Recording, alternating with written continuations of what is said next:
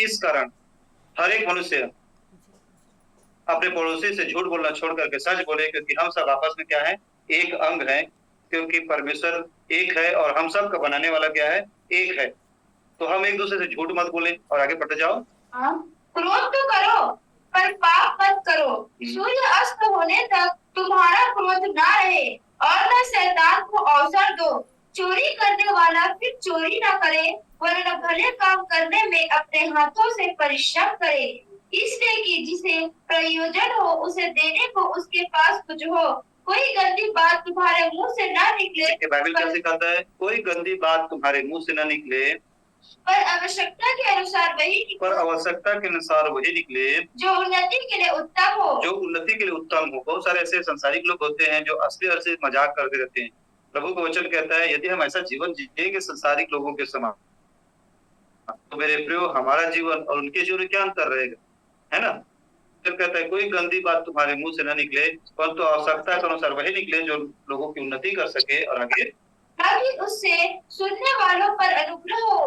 परमेश्वर के पवित्र आत्मा को शोकित मत करो, जिससे तुम पर छुटकारे के दिन के लिए छाप दी गई है। सब प्रकार की कड़वाहट और प्रकोप और क्रोध और कलह और निंदा सब बैर भाव सब में तुमसे दूर की जाए। क्या सिखाता है? जब सब प्रकार का कड़वाहट, बैर भाव, निंदा, सब प्रकार की बुराइयां तुमसे क्या किया जाए, दूर किया जाए। किसी के लिए अपने मन में कड़वाहट मत रखो। कोई बैरी है तो भी आप उसके लिए मेरे प्रियो दया करो। आपके अंदर में करुणा हो, दया हो, नम्रता हो, दीनता हो, सहनशीलता हो, और सब कड़वाहट हमारे जीवन से दूर किया जाए। अब आगे पढ़िए। हाँ, एक दूसरे पर कृपालु और करुणामय हो, और जैसे परमेश्वर ने मसीह में तुम्हारे अपराध क्षमा किए, वैसे ही तुम भी एक दूसरे के अपराध क्षमा करो। यदि हम ऐसा जीवन को व्यतीत करेंगे, तो मेरे प्रिय ऐसे जीवन को परमेश्वर देख करके ऐसे जीवन की बड़ाई स्वयं परमेश्वर करेंगे। समझ आ रहा है? हाँ, जैसे परमेश्वर ने हमारी अपराध क्षमा किया, वैसे हम भी एक दूसरे के अपराध को क्या करें, क्षमा करें। बहुत सारे ऐसे लोग होते हैं जो मेरे प्रियो आपस में जो वाद विवाद हो रहता है, उस शब्द को बहुत दिन तक पकड़े रहते हैं, और उस शब्द को बहुत दिन तक पकड़ करके बैर रखे रहते हैं, और एक समय आने पर उसे वाद विवाद करके बताते हैं कि उस दिन 1 साल पहले तुमने मुझसे ऐसा ऐसा कहा था, इसी का बदला मैं तुमसे ले रहा हूँ। क्षमा नहीं कर पाते। समाचार आप लोगों को, हाँ, इस प्रकार के भी लोग होते हैं। और बहुत सारे मसीही लोग भी ऐसे ही होते हैं। यीशु को ग्रहण करने के बाद भी यदि कोई बात उनको बुरा लग जाता है, तो फिर वो बुरा लग रहा है बात, इस बात को पकड़ लेते हैं और इस बात को पकड़ करके वो उनसे बदला लेते हैं। लेकिन प्रभु यीशु मसीह ने क्या सिखाया कि मसीह ने जैसे तुम्हारे अपराध को क्षमा किया है, वैसे भी तुम भी एक दूसरे के अपराध को क्या करो, क्षमा करो। 5 अध्याय 3 से लेकर के वचन 5 तक इफिसी का, उसी में से इफिसी की पुस्तक 5 अध्याय 3 से लेकर के वचन 5 तक। इफिसियों की पुस्तक 5 अध्याय वचन 3 से लेकर 5 तक। जैसा पवित्र लोगों के योग्य है, वैसा तुम में व्यभिचार और किसी प्रकार के अशुद्ध काम या लोभ की चर्चा तक ना हो। बाइबल क्या कहता है? जैसे पवित्र लोगों को उचित है, वैसे ही तुम में किसी प्रकार का व्यभिचार या किसी प्रकार का लोभ की, बुराई की तुम में चर्चा तक ना हो। और आगे, हाँ, और न निर्लजता की। संसार के लोग मेरे प्रिय सब बातों में लगे रहते हैं, ऐसे ऐसे भद्दे भद्दे मजाक, ऐसे ऐसे निर्लजता टाइप की बातें करते रहते हैं। मित्र मित्र, जवान जवान लड़के आपस में मिल गए, जवान जवान लड़के आपस में मिल गया, या फिर कोई मजाक करने वाला रिश्ता यदि मिल गया, साला साली साला वाला रिश्ता, समधी समधीन वाला रिश्ता, तो गंदे गंदे अभद्र टाइप के मजाक करते रहते हैं। लेकिन ऐसी बातें एक मसीही व्यक्ति को शोभा नहीं देता। समझ आ रहा है आप लोगों को? प्लान में जब भी मेरे प्रियो कोई गाली बकता है, मुझसे बातचीत करता है, अभद्र मजाक करता है, तो वहां से मैं चला जाता हूँ। मुझे ना तो लोगों की सभा में बैठना है, ना ऐसे लोगों से मेरे प्रियो बात करके हामी भरना है। गंदे गंदे बात करते हैं और हामी हमसे भरवाते हैं। ठीक तो कह रहा हूँ ना भैया, कुछ गलत थोड़ी कह रहा हूँ ऐसा करके। अपने पाप में आपको भी सफाई करते हैं। तो ऐसा जीवन यदि कोई विश्वासी जी रहा है, तो मेरे प्रियो अपने जीवन को ऐसे लोगों से अलग, ताकि परमेश्वर ऐसे जीवन से ऐसे जीवन से ऐसे जीवन जीवन की प्रशंसा करें। हालेलुया। हाँ, चलिए पढ़ते हैं। सागर करके अपना ऑडियो म्यूट कीजिए। सागर भैया अपना ऑडियो म्यूट कीजिए। चलिए ठीक है। निर्दोषता, न मुर्दा की बातचीत की, न ठट्ठे की, क्योंकि ये बातें शोभा नहीं देती। क्योंकि ये बातें मसीही लोगों को शोभा नहीं देता। वरन धन्यवाद ही सुना जाए। वरन धन्यवाद ही सुना जाए। वरन धन्यवाद ही सुना जाए। क्योंकि तुम यह जानते हो कि किसी व्यभिचारी या अशुद्ध जन या लोभी मनुष्य की जो मूर्ति पूजा के बराबर है, मसीह और परमेश्वर के राज्य में मिरास नहीं। ऐसे लोग स्वर्ग राज्य में प्रवेश नहीं कर सकते हैं, मूर्ति पूजा के बराबर है। और ऐसे लोग स्वर्ग में मिरास नहीं, अर्थात जो स्वर्ग में प्रवेश नहीं कर सकते हैं। तो जिससे परमेश्वर अप्रसन्न है वही व्यक्ति स्वर्ग में प्रवेश नहीं कर पाएगा, और जिससे परमेश्वर प्रसन्न है, जिसके व्यवहार से, जिसके चरित्र से, वही मेरे प्रिय परमेश्वर के राज्य में प्रवेश कर पाएगा। इसलिए हमको ऐसा जीवन जीना है जिससे परमेश्वर प्रसन्न हो सके, परमेश्वर आपकी और मेरी बड़ाई कर सके। चलिए और कुछ बातों को सीखेंगे जल्दी से। मत्ती की पुस्तक 20 अध्याय 25 से लेकर के वचन 28 तक। मत्ती की पुस्तक 20 अध्याय 25 से लेकर के वचन 28 तक।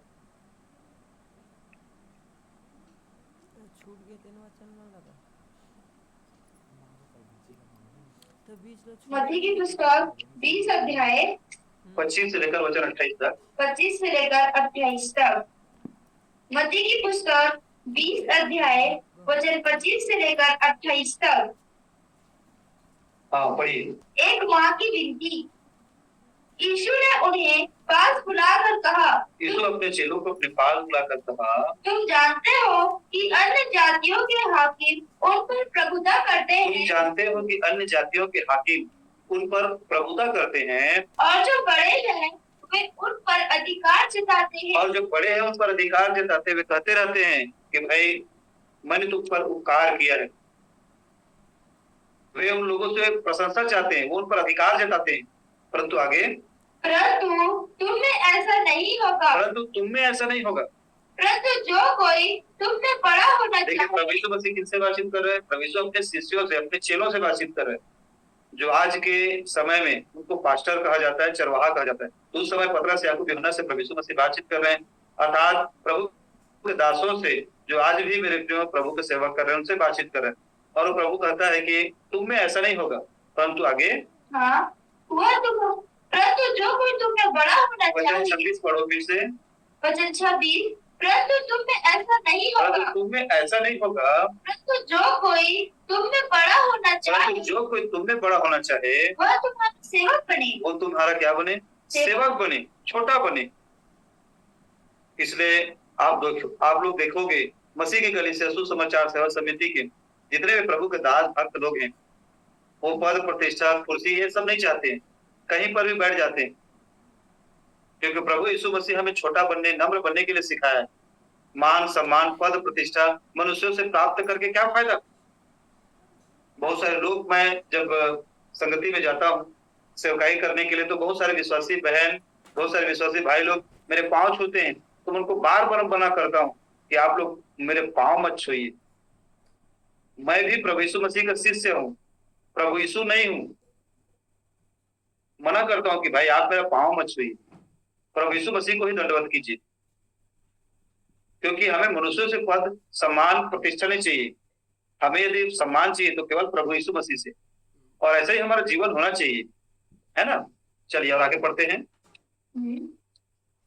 वचन 27, और जो तुम में प्रधान होना चाहे वह तुम्हारा दास बने, जैसे कि मनुष्य का पुत्र वह इससे नहीं आया कि उसकी सेवा टहल की जाए, परंतु इससे आया कि आप सेवा टहल करे और बहुतों की छुड़ौती के लिए अपने प्राण दे। प्रभु यीशु मसीह ने कहा कि मनुष्य का पुत्र, अर्थात अपने बारे में प्रभु यीशु कह रहा था कि मनुष्य का पुत्र इसलिए नहीं आया कि सेवा टहल करवाए, वह सेवा टहल करवाने के लिए नहीं आया था, परंतु प्रभु यीशु मसीह कहा कि मैं इसलिए आया हूँ कि बहुतों की छुड़ौती के लिए मैं अपना प्राण दूं। मैं सेवा करने आया हूँ, मैं तुम्हारे पाप को धोने आया हूँ, मैं तुम्हारे पाप को अपने ऊपर लेकर के बलिदान होने आया हूँ, मैं तुम्हारे पापों के लिए मरने आया हूँ, गाड़े जाना आया हूँ, और मुर्दों में से तीसरे दिन जी उठने आया हूँ।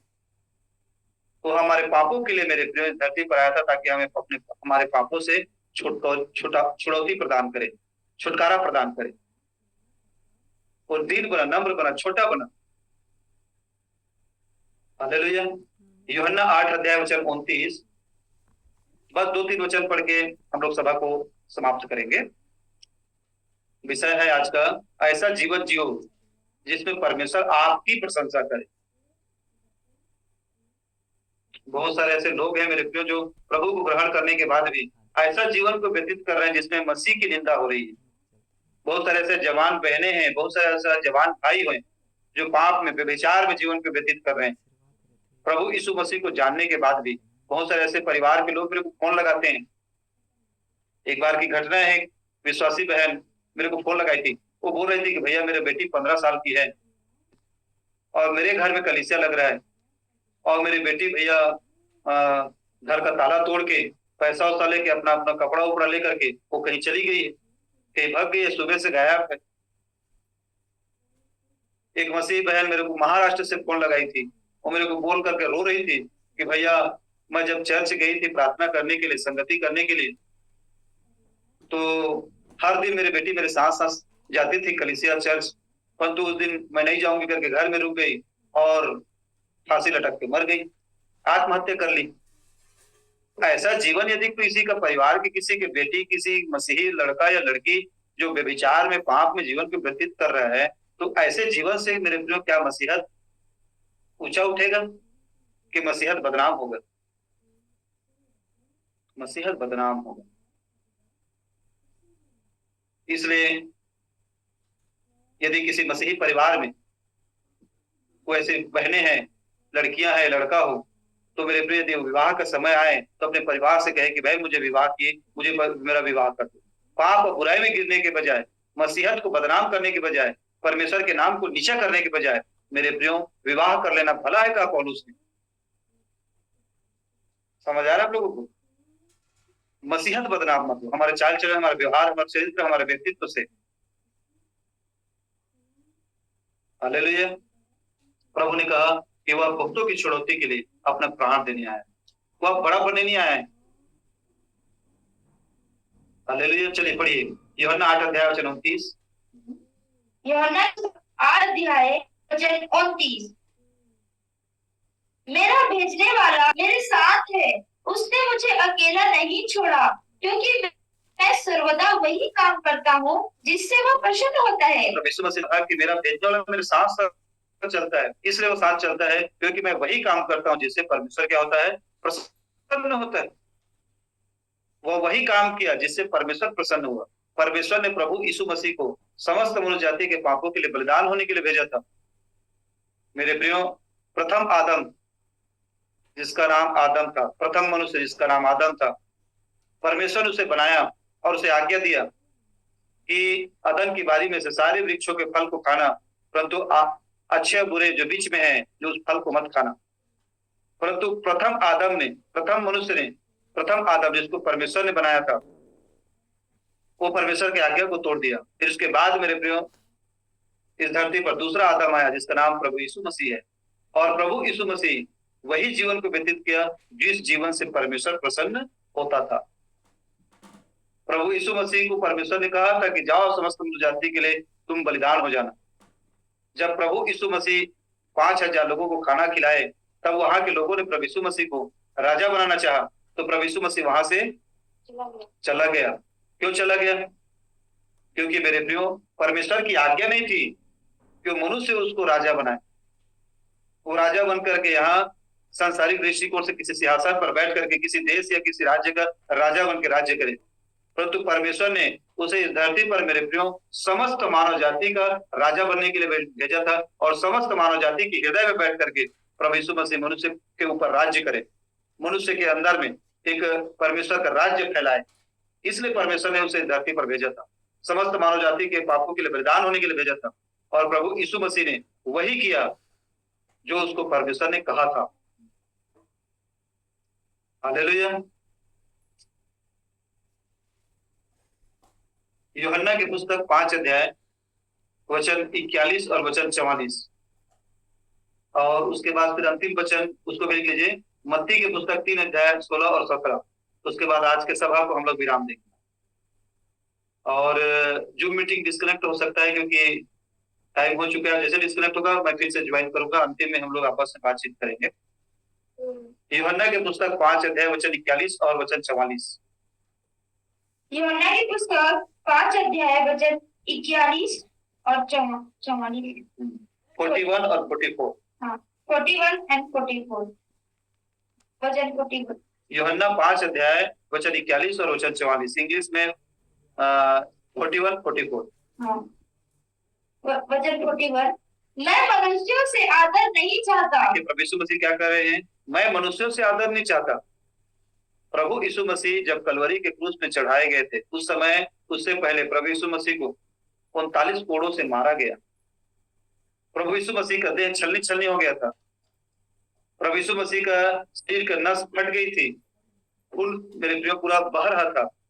और बाइबल बताता है यशायाह के पुस्तक में कि उसका रूप ऐसा नहीं दिखता था कि वो मनुष्य हो।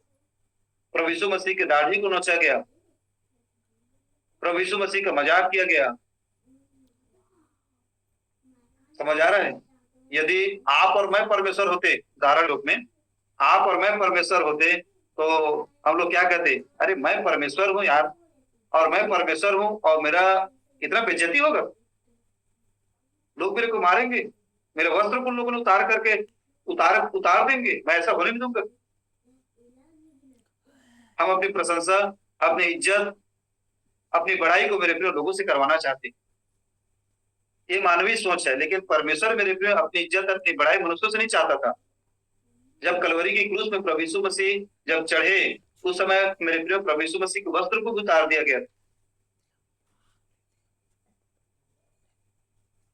समझ आ रहा है आप लोगों को? और सारा संसार प्रभु यीशु मसीह को क्रूस पर चढ़े हुए देख रहे थे और सब हंस रहे थे। सदूकी फरीसी मजाक उड़ा रहे थे। यदि तू परमेश्वर का पुत्र है तो वहां से नीचे उतरा, तब हम जाने। इसने बहुतों को बचाया, अपने आप को बचाया, तब हम जाने। लेकिन प्रभु यीशु मसीह ने मेरे प्रियो अपनी आदर बढ़ाई ना चाहते हुए उसने कहा कि हे प्रभु, ये नहीं जानते क्या करते, इन्हें क्षमा कर। तो परमेश्वर की इच्छा पर जीवन व्यतीत करने के लिए धरती पर आया।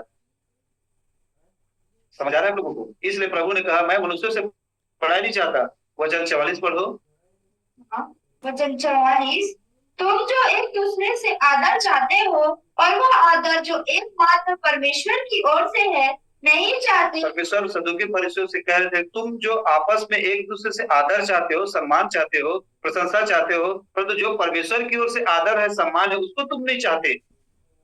इस प्रकार विश्वास कर सकते यदि हो। ऐसा विश्वासी जीवन को जी रहा है तो किस प्रकार से विश्वास कर सकता है परमेश्वर प्रति? क्योंकि मनुष्यों से आदर चाहता है, मनुष्यों से बड़ाई चाहता है। वो डरते हैं कि वह समाज से बहिष्कृत मत किए जाए, इसलिए बाइबल को लेकर के हाथ में पकड़ करके चर्च भी नहीं जाते हैं, डर के मारे छिपते हैं, छुपाते रहते हैं बाइबल को, बड़ा डरते हैं बाइबल से। समझ आ रहा है आप लोगों को मेरे प्रिय? ऐसा जीवन हमारा नहीं होना चाहिए। बहुत सारे विश्वासी तो मेरे प्रिय फोन लगाने पर अन्य जातियों के सामने यदि खड़े रहते तो जय मसीह बोलने पर उनको शर्म आती है।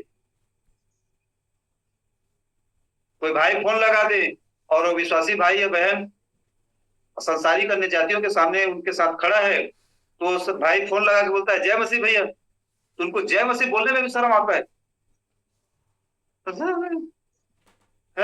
समझ ही नहीं आ रहा कि क्या बोल रहे हैं।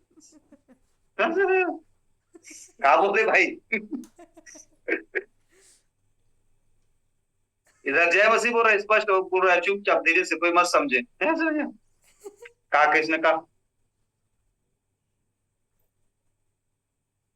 समझ आ रहा है लोगों को? मेरे को कोई फोन लगाता है, मैं संसार में या संसारिक लोगों के सामने रहता हूँ, बाजार में जोर से बोलता हूँ जय मसीह भैया। क्या सर में क्या लाज? कोई चोरी कर रहे हैं, कोई पाप कर रहे हैं, कोई गलत काम कर रहे हैं? हम शराब पीता था, यीशु मसीह को ग्रहण किया, शराब छोड़ दिया। मैं व्यभिचारी था, प्रभु यीशु को ग्रहण किया, व्यभिचार को छोड़ दिया। जुआ खेलता था, प्रभु यीशु को ग्रहण किया, जुआ छोड़ दिया।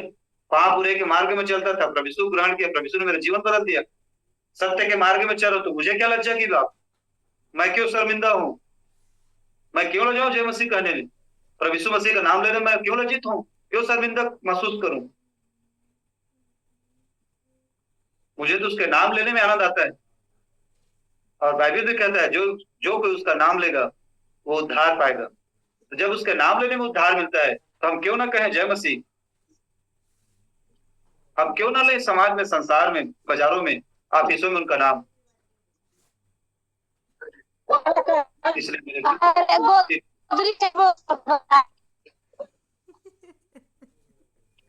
मैं बोलत रहे मसीह के नाम ला बाजार में ले बा और तू मंजू मीटिंग में चिल्ला था। मंजू धनवाड़े बहन अपना आइडियो म्यूट कीजिए। मंजू धनवाड़े, हाँ आप लोगों को ना बाजार में जय मसीह कहना, जो मीटिंग में नहीं चिल्लाना है ना। हालेलुया। हाँ, मत्ती की पुस्तक लास्ट 3 अध्याय 16 और 17 पढ़ के हम लोग प्रार्थना करेंगे। जब प्रभु यीशु मसीह परमेश्वर से बड़ाई और प्रशंसा को चाहा, प्रभु यीशु मसीह परमेश्वर के आज्ञाओं के अनुसार जीवन को व्यतीत किया मेरे प्रियो, तब स्वयं परमेश्वर ने प्रभु यीशु मसीह की प्रशंसा किया, बड़ाई की।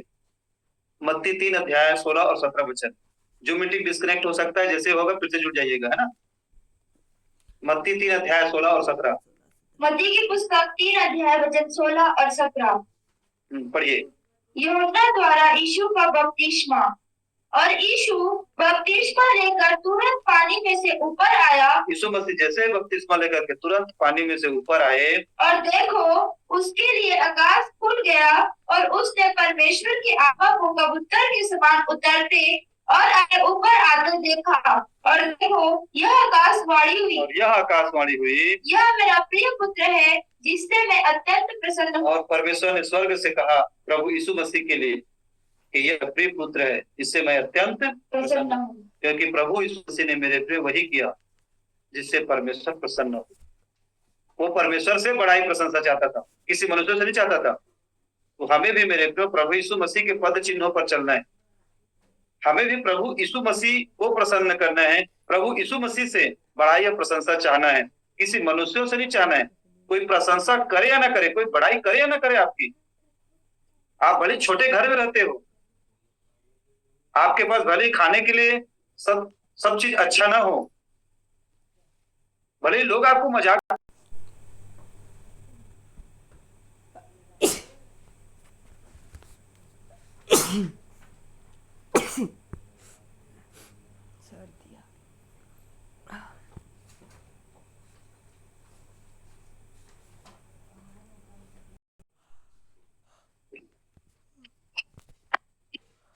विषय क्या है आज का? ऐसा परमेश्वर आपकी प्रशंसा करेगा। ऐसा जीवन जिसमें हम ऐसा जीवन को जीना है जिसमें परमेश्वर हमारी क्या करे, प्रशंसा करे। प्रभु यीशु मसीह धरती पर ऐसा जीवन को जिया जिसमें परमेश्वर ने मेरे प्रिय प्रभु यीशु मसीह की बड़ाई की, प्रशंसा किया। जैसे प्रभु यीशु बपतिस्मा लेकर बाहर आया तो स्वर्ग से आवाज आई, यह मेरा प्रिय पुत्र है, इससे मैं अति प्रसन्न। मेरे प्रिय, हमारे लिए आनी चाहिए यह प्रशंसा की बातें, हमारे लिए भी परमेश्वर की मुख से निकलना चाहिए कि यह मेरा प्रिय बेटी है, यह मेरा प्रिय बेटा है, जिसके चाल चलन से मैं अत्यंत प्रसन्न हूं। आएगा हमारे चाल चलन को देखकर परमेश्वर कह सकता है, हमारे जीवन को देख करके फलाना मेरा अत्यंत प्रिय बेटा है, मैं इससे अत्यंत प्रसन्न हूं। हो सकता है ऐसी बातें परमेश्वर हमारे लिए कहेगा भी। हमारे जीवन में बहुत सारे कमी घटी है मेरे प्रिय, इसलिए हमारे जीवन में सुधार हो, प्रभु यीशु मसीह के वचन के अनुसार चलने का जीवन हो, हमारा चरित्र ऐसा बने जिसमें परमेश्वर हमारी प्रशंसा करे, हमारी बड़ाई करे। जैसे परमेश्वर स्वयं प्रभु यीशु मसीह की प्रशंसा की, यह मेरा प्रिय पुत्र है, इससे मैं अत्यंत प्रसन्न हूँ। हम भी मेरे प्रियो प्रभु यीशु मसीह को ग्रहण करने के द्वारा परमेश्वर के संतान बन गए, और हमारे लिए भी आवाज आना चाहिए कि यह मेरा प्रिय पुत्र है, इससे मैं अत्यंत प्रसन्न हूँ। ऐसा जीवन जियो जिसमें परमेश्वर आपकी प्रशंसा करे। इसलिए अपने चरित्र का सुधार करें, अपने जीवन का सुधार करें, अपने व्यक्तित्व का निर्माण करें, और प्रभु के वचन के अनुसार मेरे प्रिय अपने जीवन को ढालें। प्रभु से प्रतिदिन प्रार्थना करें, आप अपने जीवन के कमी और घटी की ओर दृष्टि करें, किसी दूसरों की कमी घटी को ना देखें, परंतु अपने अंदर झांकें कि क्या मैं नम्र हूँ, क्या मैं दीन हूँ, क्या मैं सहनशील हूँ, क्या मुझ में पवित्र आत्मा के 9 फल प्रकट हो रहे हैं।